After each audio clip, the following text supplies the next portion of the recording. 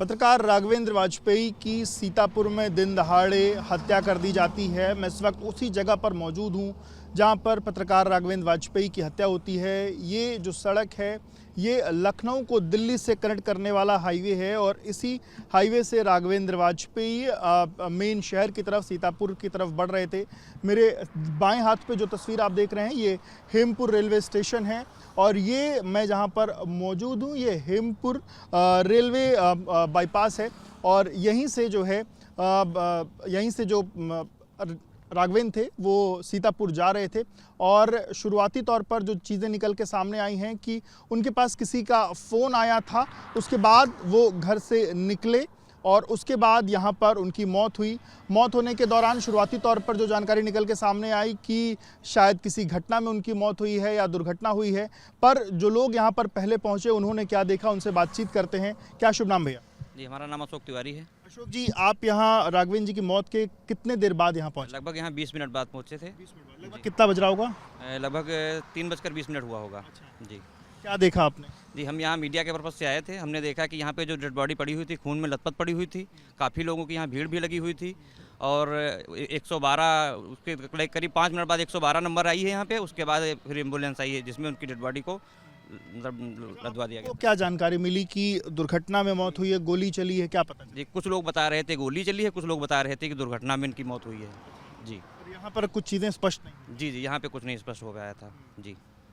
अच्छा, आप पंकज जी हैं हमारे स्थानीय संवाददाता। पंकज जी, आप जब ये घटना हुई आप तब कहाँ पर थे? आपको क्या पता चला, क्या आपने देखा? देखिए, जैसे सूचना मिली कि एक पत्रकार की यहाँ पर हत्या हुई है और ये बताया गया कि उन्हें यहाँ से जिला अस्पताल भेजा गया है। तो सबसे पहले हम जिला अस्पताल पहुँचते हैं, वहाँ पर उनकी बॉडी को लाया जाता है। डॉक्टर जैसे ही देखते हैं ब्लड डेथ घोषित कर देते हैं, लेकिन उसके बाद जब छानबीन करते हैं तो पता चलता है यहाँ पर इनके गोली लगी है।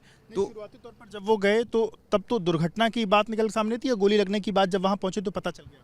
और देखिए, यहाँ पर पहले शुरू में ये चला कि हादसा है, क्योंकि इस हाईवे पर और इस हेमपुर ओवरब्रिज पर हादसे होते रहते हैं। तो ऐसे में पहले हादसे की आशंका जताई गई, लेकिन कुछ ही देर बाद डॉक्टरों ने ये मान लिया कि ये कहीं ना कहीं गोली लगी है, चूँकि गोली फंसी हुई थी शरीर में और शरीर में गोली फंसने के कारण ये एक समान पुष्ट हो गया। फिर उन्होंने शव के लिए क्या किया कि पता करने के लिए वहाँ पे पोस्टमार्टम से पहले उसका एक्सरे कराया और उसमें पुष्टि हो गई गोली फंसी हुई थी और ये निकल करके आया कि 4 गोलियाँ इनके शरीर में चलाई गई हैं, 1 गोली फंसी हुई थी, बाकी गोलियाँ आर पार हो गई हैं। तो ये साबित हो गया कि ये हादसा नहीं, ये हत्या है।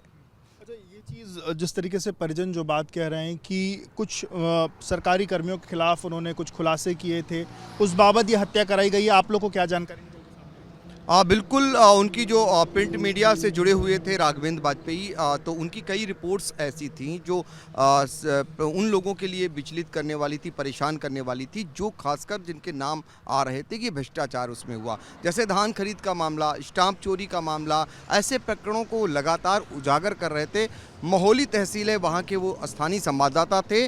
तो ऐसे में ये माना जा रहा है और परिजन भी इस आशंका जता रहे हैं कि ये वही लोग हैं जो भ्रष्टाचार उजागर करने के चक्कर में ही पत्रकार की जान लिए हैं, उनकी हत्या किए हैं और वो भी दिन दहाड़े हाईवे पर ये हत्या हुई है। एक सीसीटीवी निकल के सामने, सीसीटीवी में क्या दिख रहा है और क्या चीज़ें समझ में आ रही है? देखिए, चूंकि आसपास सीसीटीवी फुटेज है नहीं, आगे पेट्रोल पंप है, वहाँ पर सीसीटीवी कैमरे लगे हैं और अलग लगे हुए हैं। तो ये आशंका जताई जा रही है कि उस दरमियान जो बाइकें गुजरी हैं, वाहन गुजरे हैं, तो आशंका परिजनों ने भी जताई है कि कुछ एक पल्सर गाड़ी है जिससे संभवतः ऐसे लोग हो सकते हैं। उन्होंने पुलिस को भी इसकी सूचना दी है और वो काशीराम कॉलोनी के पास उन्होंने तो ये कह दिया है परिजनों ने कि वो देखे गए हैं जिनके पास अवैध असलहे भी थे। तो पुलिस को इस बिना पे उन्होंने सूचना दी कि पुलिस इसकी तहकीकात करे और खुलासा करे। हालांकि जो एसपी चक्रेश मिश्र हैं, उन्होंने 4 टीमों का गठन किया है और अब तक जो जानकारी निकल करके आ रही, 7 लोगों को हिरासत में लेकर पुलिस पूछताछ कर रही है। सबसे गंभीर बात यह है, उसमें से सरकारी कर्मी जिनकी संख्या 4 बताई जा रही है।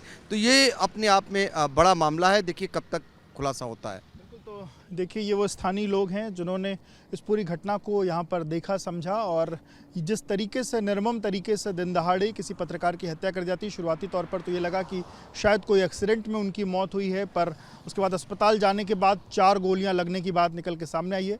परिजन फिलहाल आक्रोशित हैं। उनका कहना है कि जब तक दोषियों की गिरफ्तारी नहीं होगी और परिजनों को आर्थिक मुआवजा नहीं दिया जाएगा तब तक अंतिम संस्कार नहीं होगा। कैमरामैन प्रेम सिंह के साथ Vivek Rai, ABP news, Sitapur. For exclusive and insightful videos, subscribe to our new channel ABP Live Premium.